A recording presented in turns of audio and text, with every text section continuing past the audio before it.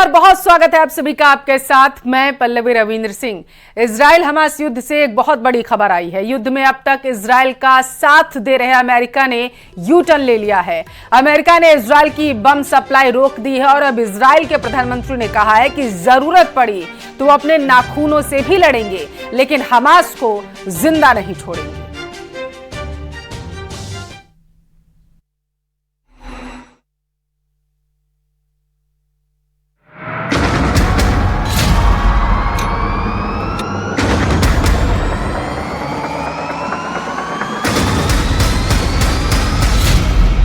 Netanyahu को Biden ने बम देने से मना किया।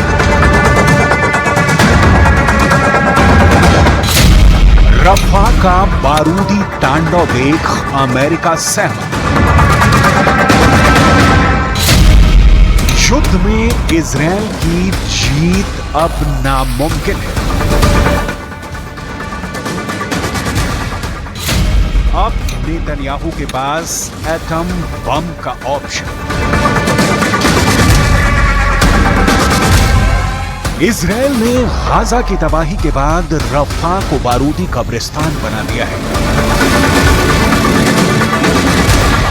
लेकिन हमास के लड़ाके झुकने को तैयार नहीं है। इजरायल फोर्स रफा फ्रंट पर चुन चुन कर हमास के अड्डे तबाह कर रही है, लेकिन हमास फाइटर्स पलटवार में देर नहीं लगा रहे। इस बारूदी टकराव के बीच इजरायल को सबसे करारा झटका लगा है। झटका अमेरिका ने ही दिया है। इजरायल के जिगरी अमेरिका ने युद्ध के बीच सबसे विध्वंसक बम की सप्लाई रोक दी है। अमेरिका के इस फैसले ने नेतन्याहू का दिमाग घुमा दिया है, क्योंकि इजरायल रफा फ्रंट पर जीत के साथ हमास के सफाए के करीब पहुंच चुका है। लेकिन युद्ध में सबसे बड़े सपोर्टर से मिले सेटबैक ने इजरायल को बुरा फंसा दिया है, क्योंकि अमेरिका के जिन बमों के दम पर इजरायल हमास की बर्बादी का प्लान बनाकर आगे बढ़ रहा था, वो मिशन अब अधर में लटक गया है। असल में अमेरिकी हथियार की सप्लाई पर लगे ब्रेक ने इजरायल फोर्स को रफा के ट्रैप में फंसा दिया है। इसी हफ्ते इजरायल ने रफा में फुल फ्लैश्ड मिलिट्री ऑपरेशन का आगाज किया है। इजरायली डिफेंस फोर्स ने मिलिट्री ऑपरेशन से पहले 1 लाख फिलिस्तीनियों को इलाके से बाहर जाने की वार्निंग भी दी थी। इजरायल के लोगों को मुआसी में महफूज ठिकाने पर जाने की अपील के बाद ऑपरेशन तेज किया। इजरायल के टैंकों ने रफा में अंधाधुंध बारूदी गोले दागकर भीषण तबाही मचाई थी। इजरायल के हमले में हमास के 22,000 लड़ाकों की मौत की भी जानकारी सामने आई। इजरायल डिफेंस फोर्सेस का दावा है कि गाजा के रफा इलाके में उसकी 4 बटालियन मौजूद है। ये बटालियंस इजरायली सेना के आदेश पर कई फ्रंट पर हमले को अंजाम दे रही हैं। इजरायल के इस मिलिट्री ऑपरेशन को जंग के आखिरी पड़ाव के तौर पर देखा जा रहा है। इजरायली सेना के मुताबिक रफा इलाके को जल्द खाली कराया जाएगा। एक अनुमान के मुताबिक रफा में इस वक्त 14 लाख लोग हैं। इनमें ज्यादातर वो लोग हैं जो इजरायली ऑपरेशन शुरू होने के बाद गाजा के अलग अलग हिस्सों से भागकर यहां पनाह लेने पहुंचे हैं। हाल ही में इजिप्ट और अमेरिका के कुछ डिप्लोमेट्स इजरायल गए थे। रिपोर्ट्स के मुताबिक इन लोगों ने इजरायल को धमकी दी थी कि अगर उसने रफा में मिलिट्री ऑपरेशन शुरू किया तो यूरोप और इजरायल के बीच सिक्योरिटी ट्रीटी रद्द कर दी जाएगी। इजरायल ने सभी धमकियों को नजरअंदाज कर रफा में बारूद बरसाना बंद नहीं किया। खासकर अमेरिका से मिले हथियारों के इस्तेमाल से इजरायल रफा को धुआं धुआं कर रहा है, जिसका अमेरिका में घनघोर विरोध शुरू हुआ। अमेरिका की यूनिवर्सिटीज में उपद्रव मचने के बाद बाइडेन ने इजरायल की बम सप्लाई ठप्प करने का ऐलान कर दिया। अमेरिका के रक्षा काउंसिल के प्रवक्ता जॉन किर्बी ने इजरायल को हमास के खिलाफ दूसरे तरीके आजमाने की हिदायत तक दे डाली है। We believe that they have put an enormous amount of pressure on Hamas, and that there are better ways to go after what is left of Hamas in Rafah than a major ground operation. Bomb supply बंद करने के बाद Hamas को दूसरे तरीके से handle करने की नसीहत इजरायल को रास नहीं आ रही है, जिससे दोनों देशों के मतभेद खुलकर सामने आ गए हैं। बाइडेन प्रशासन ने यह भी दावा किया है कि इजरायल ने अमेरिकी हथियारों का बेजा इस्तेमाल कर अंतर्राष्ट्रीय कानूनों का उल्लंघन किया है। अमेरिकी संसद में सबूतों वाली रिपोर्ट भी जल्द पेश हो सकती है। उधर इजरायल ने अमेरिका के विरोध को दरकिनार कर बाइडेन की अपील को सीधे ठुकरा दिया था। इजरायल ने रफा में हवाई हमला किया था, जिसके बाद से अमेरिका ने सख्त रुख अख्तियार किया, क्योंकि इजरायल अमेरिका से मिले हथियारों का जमकर इस्तेमाल युद्ध में कर रहा है। अमेरिका ने इजरायल को जो हथियार सौंपे हैं, उनकी डिटेल ये रही। अमेरिकी मीडिया हाउस न्यूयॉर्क टाइम्स के मुताबिक अमेरिका ने इजरायल को गाजा में जंग के बीच 155 मिलीमीटर के 52,229 M795 आर्टिलरी शेल्स, होवित्जर तोपों के लिए 30,000 गोले भेजे हैं। इजरायल को $320 मिलियन के डम बम भी दिए गए हैं, जिनमें जीपीएस लगाकर उन्हें सटीक हमला करने में कारगर बनाया जा सकता है। इसके अलावा air defence system, tank, Hellfire missile और कंधे पर रखकर चलाए जाने वाले रॉकेट भी भेजे हैं। इसके अलावा 250 से 2000 पाउंड के बम भी दिए गए हैं। इजरायल के पास मौजूद यही अमेरिकी हथियार उसके लिए सिरदर्द बन गए हैं, क्योंकि इजरायल ने गाजा और रफा को इन्हीं हथियारों से दहला रखा है। इसलिए अमेरिका इजरायल को दूसरे तरीके से हमास से निपटने की नसीहत दे रहा है। About whether this pause has changed their calculus. We're in touch with the Israelis. Again, they know where we stand on this. They certainly know where the president stands on this, and they'll have to make their own decisions. And I don't want to get ahead of where we are right now. मगर Israel ज्यादा से ज्यादा जोर लगाकर रफा पर अजेय बढ़त बनाने की कोशिश में जुटा है। इस बीच आई एक जानकारी ने दुनिया की टेंशन बढ़ा दी है। इजरायल की ताबड़तोड़ बमबारी से रफा और गाजा के अस्पतालों में हाहाकार मचा है। अल अक्सा अस्पताल में ईंधन की कमी के चलते मरीजों की जान पर बनाई है, क्योंकि इजरायल ने गाजा की सप्लाई पूरी तरह से रोक रखी है। हालांकि ऐसे आरोपों को इजरायल ने हमास का प्रोपेगेंडा भी बताया है, क्योंकि हमास सहानुभूति हासिल कर युद्ध का रुख मोड़ने के हर हथकंडे आजमा रहा है। जैसे यूएन महासभा में इजरायल पर फिलिस्तीन भारी पड़ा है। अरब देशों ने यूएन की जनरल असेंबली में फिलिस्तीन को यूएन का परमानेंट सदस्य बनाने का प्रस्ताव रखा था, जिसे 143 देशों का समर्थन मिला। वहीं अमेरिका, इजरायल समेत 9 देशों ने ही प्रस्ताव का विरोध किया। इस प्रस्ताव के पास होने से फिलिस्तीन ने यूएन का सदस्य बनने के लिए क्वालिफाई कर लिया है। हालांकि यूएन महासभा फिलिस्तीन को पूर्ण सदस्यता तो नहीं दिला सकती, लेकिन इससे फिलिस्तीन को कुछ विशेष अधिकार मिल सकते हैं। सितंबर 2024 से फिलिस्तीन असेंबली हॉल में यूएन के सदस्यों के बीच बैठ सकेगा, लेकिन उसे यूएन के किसी भी प्रस्ताव में वोटिंग करने का अधिकार नहीं होगा। फिलिस्तीन को यूएन का परमानेंट मेंबर बनाने का प्रस्ताव पास होने से इजरायली राजदूत गिलान एरदान भड़क गए।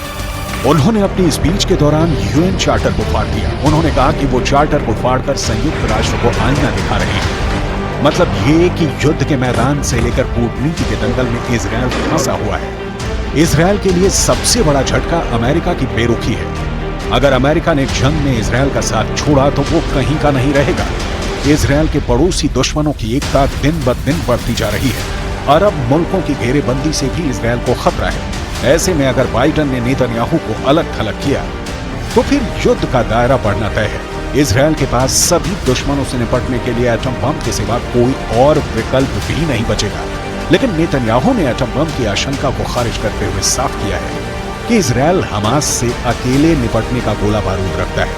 रफा से हमास के खात्मे तक इजरायल युद्ध में रुकने वाला नहीं है।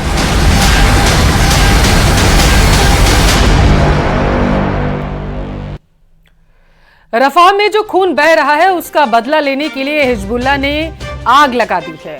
उत्तरी इजरायल से ऐसी तस्वीरें सामने आई जिसे देखकर बेंजामिन नेतन्याहू बुरी तरीके से चौंक गए। इजरायल और लेबनान बॉर्डर पर अब इस तरह के हालात बन चुके हैं कि इसी महीने में गाजा के बाद एक और बड़ा युद्ध शुरू होने के पूरे आसार हैं।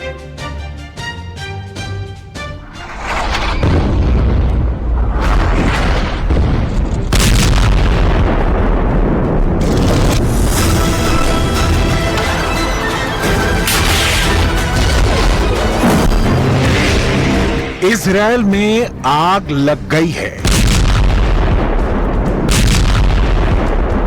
इजरायल का यह हाल हिजबुल्लाह ने किया है। लेबनान का वो मिलिशिया जिसे ईरान का समर्थन है, उसने इजराइल की जमीन को अंगारों में बदल दिया है। ये है किर्यात शमोना। इजराइल लेबनान बॉर्डर पर इस शहर पर हिजबुल्लाह ने ऐसा हमला किया कि चारों तरफ आग लग गई।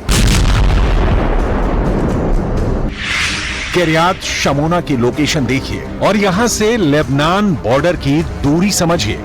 इस शहर की लेबनान बॉर्डर से दूरी करीब 2.5 किलोमीटर है और यह हिजबुल्लाह के रॉकेट के आसान रेंज में आता है। हिजबुल्लाह ने याद शमोना में 35 रॉकेट दागे। इनमें से 15 रॉकेट तो आयरन डोम ने रोक लिए, लेकिन बाकी 20 ने कहर मचा दिया। रिपोर्ट है कि इन हमलों में 9 लोगों की मौत हुई है। इजराइल के 14 सैनिक भी मारे गए हैं। रॉकेट जहां गिरा, आग लग गई और फिर आग ऐसी फैली कि उसे रोकना मुश्किल हो गया। शहर के पास बने हाईवे नंबर 90 से जो तस्वीरें रिकॉर्ड की गई हैं, वो दहशत फैलाने के लिए काफी हैं। कई घर जल गए, कई गाड़ियां जल गई। किर्यात शमोना वो शहर है जहां युद्ध शुरू होने से पहले करीब 25,000 की आबादी थी और अब यहां बहुत कम लोग बचे हैं।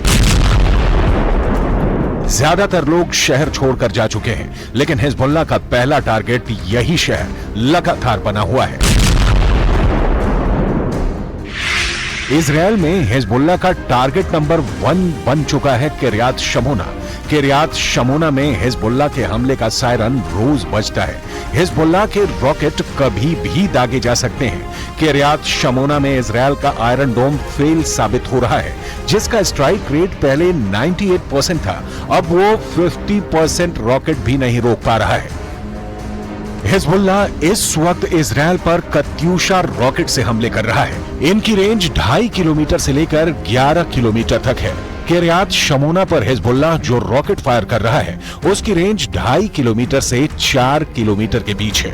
किर्यात शमोना पर हमले के बाद इजराइल ने लेबनान में काउंटर स्ट्राइक की है। इजराइल की एयर स्ट्राइक देखिए, उसने हिजबुल्लाह के कई इलाकों को टारगेट किया है। इजराइल ने हिजबुल्लाह के कई कमांडर मारने का दावा किया है।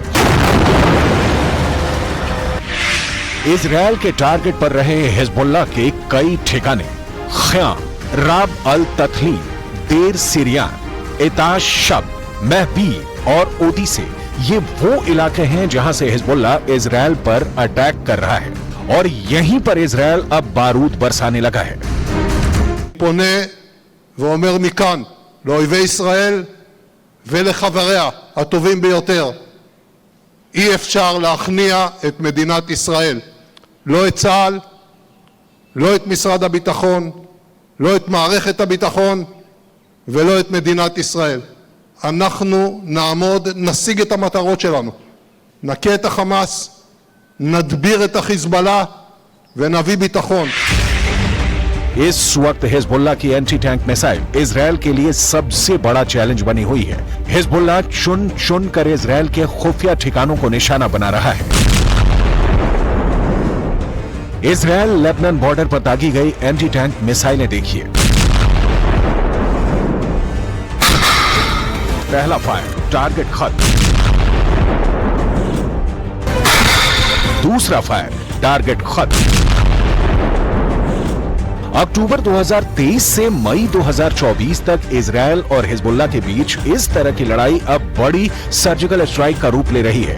हिजबुल्लाह बार बार इजराइल पर हमला कर रहा है और इजराइल बार बार नॉन स्टॉप जवाब दे रहा है। दोनों एक कदम भी पीछे हटने को तैयार नहीं है। इजराइल की बहुत बड़ी पावर है और उसके सामने हिजबुल्लाह एक मिलिशिया है, लेकिन हिजबुल्लाह को ईरान का पूरा समर्थन है। ये है अलमास मिसाइल जो ईरान ने बनाई और फिर हिजबुल्लाह को सप्लाई की। अलमास का मतलब होता है डायमंड, यानी हिजबुल्लाह इजराइल पर डायमंड वाला अटैक कर रहा है। आप इसे इजराइल हिजबुल्लाह की लड़ाई में ईरान की डायरेक्ट एंट्री भी कह सकते हैं। अलमास मिसाइल का कनेक्शन इजराइल के स्पाइक मिसाइल से है। 2006 में हुए इजराइल और हिजबुल्लाह के युद्ध में इजराइल की स्पाइक मिसाइल हिजबुल्लाह के हाथ लग गई थी। उसके बाद ये मिसाइल ईरान तक पहुंची और ईरान ने तैयार कर ली स्पाइक की हूबहू नकल। अब हिजबुल्लाह इसी मिसाइल से इजराइल पर ताबड़तोड़ हमले कर रहा है। इसी अलमास मिसाइल से हिजबुल्लाह ने पहले माउंट मेरॉन पर हमला किया।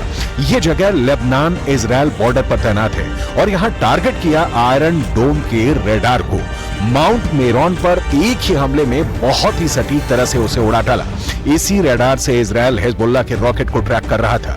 दूसरा हमला मनारा में हुआ, जहां इजराइल की गोलोनी ब्रिगेड का ठिकाना है। यहीं पर हिजबुल्लाह ने टॉप एंगल वाली अलमास मिसाइल से अटैक किया और यहां पर भी टारगेट तबाह कर डाला। चाहे मनारा हो, चाहे माउंट मेरॉन या फिर किरियात शमोना, ऐसे हमलों से उत्तरी इजराइल में बहुत दहशत है। कब हिजबुल्लाह की मिसाइल टकराएगी, कब हिजबुल्लाह के रॉकेट गिरेंगे, इजराइल के लोग इसे लेकर काफी दहशत में हैं। कई शहर खाली हैं और अब यहाँ इजराइल के सैनिक रहने लगे हैं। इजराइल की फोर्स कई इलाकों में फैली हुई है और यही अब इजराइल के टारगेट बन गए हैं। जब से हिजबुल्लाह ने अलमास का वीडियो जारी किया है, इजराइल में कहा जाने लगा है कि ईरान अब लेबनान के रास्ते उसको टारगेट कर रहा है।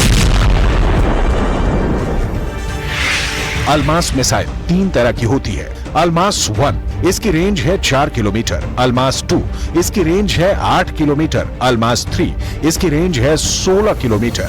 अब यही रेंज इजराइल को बॉर्डर वाले इलाकों में बहुत परेशान कर रही है, क्योंकि इजराइल के कई शहर और वहां मौजूद इजरायली सेना आबादी लंबी दूरी वाली अलमास के टारगेट पर आ गई है। हिजबुल्लाह के कत्यूशा रॉकेट तो पहले ही इजरायली शहर में डर की नंबर 1 वजह बने हुए हैं। किरियात शमोना से लगी आग ऐसी है कि कत्यूशा रॉकेट का खौफ साफ साफ नजर आ रहा है।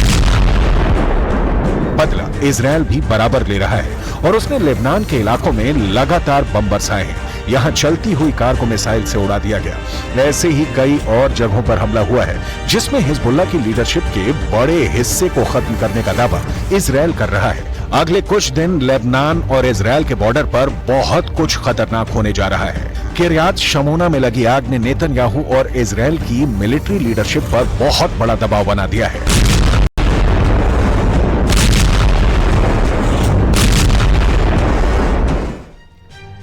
और केदारनाथ के बाद आज भगवान बद्री विशाल के कपाट पूरे विधि विधान के साथ खोल दिए गए।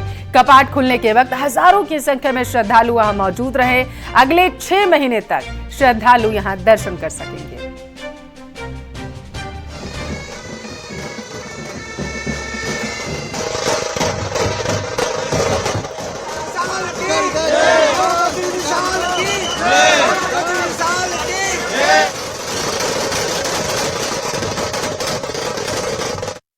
आस्था और भक्ति का सैलाब बद्रीनाथ धाम में उमड़ा है।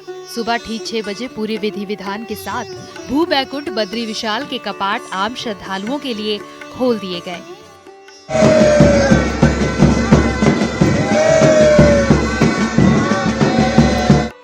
रिमझिम बारिश के बीच कपाट खुले तो भक्तों का उत्साह, उमंग और आस्था चरम पर दिखी। कपाट खुलते ही धाम जय बद्री विशाल के जयकारों से गूंज उठा। बद्री विशाल के कपाट काल के लिए ठीक 6 बजे खोल दिए गए हैं।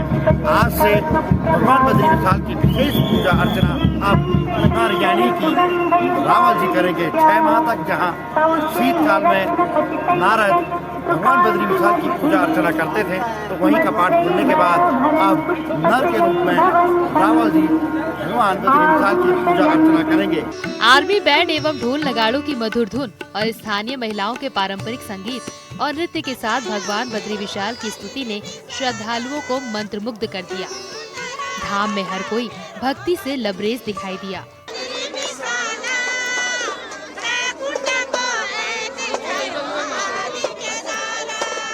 हम लोग यहाँ पर बद्रीनाथ को ऊनी वस्त्र देते हैं और 6 महीने बद्रीनाथ जी हमारे वस्त्र में रहते हैं। आज भगवान जी का कपाट खुला हुआ है, इसलिए हम माणा गांव के लोग सभी लोग यहाँ पे भगवान जी के दर्शन करने आए हैं। ये हम हवोधारियों में से हैं। आज 6 महीने बाद भगवान बद्री विशाल के पुनः दर्शन हो रहे हैं। और इससे खुशी और क्या होती है। भगवान बद्री विशाल से है कि देश में सुख शांति रहे और सभी धन्य धान्य रहे। कपाट खुल गए, मूर्ति सरसब जो चकाचक है, बिल्कुल बड़ा सुंदर से, और बड़ा मंगल बरस रहा था जब कपाट खुल रहे थे। तो क्या विशेषता है बद्रीनाथ जी? भगवान चकाचक घी में लबालब है, जैसा चाहते थे वैसा मिला हमें। आज मूर्तियां सुंदर मिली हैं। बद्रीनाथ धाम को 15 क्विंटल फूलों से सजाया गया। इसके साथ ही प्राचीन मठ और मंदिरों की सजावट भी भव्य की गई। पहले ही दिन बद्रीनाथ धाम में श्रद्धालुओं का हजूम उमड़ा और भक्त लंबी लंबी लाइन में अपनी बारी का इंतजार करते नजर आए। बहुत खुशी हो रही है जी, मन को पूरा झूम झूम के नाचे हम जी। कब से खड़े हैं आप लाइन पे? सर एक ही शिकायत है, 1 बजे से लगे हुए हैं जी, और भगवान के दर्शन के लिए खड़े हैं। बारिश भी हो रही है, भगवान का ध्यान कर रहे हैं। और आज कपाट खुल गया सब भक्तों के लिए और बहुत अद्भुत दृश्य से देख रहे हैं आप। एकदम मनमोहक है और बहुत ही भक्तों में खुशी का लहर है। भगवान 6 महीना के लिए बद्री विशाल की कपाट खुल चुका है। विश्व प्रसिद्ध श्री बद्रीनाथ धाम के कपाट 6 माह के अंतराल के बाद खुले हैं। पिछले साल 18 नवंबर से शीतकाल के लिए बद्रीनाथ धाम के कपाट बंद कर दिए गए थे। इसके साथ ही उत्तराखंड के 4 धामों के कपाट श्रद्धालुओं के लिए खोल दिए गए हैं। भगवान बद्री विशाल जी के भी आज कपाट खुल गए हैं और सभी श्रद्धालुओं का हम स्वागत करते हैं, अभिनंदन करते हैं आए, और यात्रा के जो नियम हैं उन नियमों का पालन करते हुए अपनी यात्रा को संपन्न करें। भगवान सबकी यात्रा सफल बनाएं। हमारा प्रयास है कि यात्रा में किसी को कोई परेशानी न हो, व्यवस्थित तरीके से यात्रा चले। शुरुआती दिनों में अत्यधिक लोग पहुंच रहे हैं। मेरा उन सभी से कहना है कि जो यात्रा के नियम हैं, रजिस्ट्रेशन है, बुकिंग है, मौसम की जानकारी है, वो सब जानने के बाद ही यात्रा आगे बढ़ाएं। इससे पहले 3 धाम केदारनाथ, गंगोत्री, यमुनोत्री धाम के कपाट बीते शुक्रवार अक्षय तृतीया के दिन 10 मई को ही खोले जा चुके हैं और सभी धामों में भक्तों की भारी भीड़ उमड़ रही है। बद्रीनाथ धाम से न्यूज़ 18 के लिए नितिन सेमवाल की रिपोर्ट। और चलिए इसी के साथ फिलहाल के लिए इस बुलेटिन में बस इतना ही। रुकेंगे एक छोटे से ब्रेक के लिए, लेकिन उससे पहले आपको दिखाते हैं इस वक्त की सुर्खियां।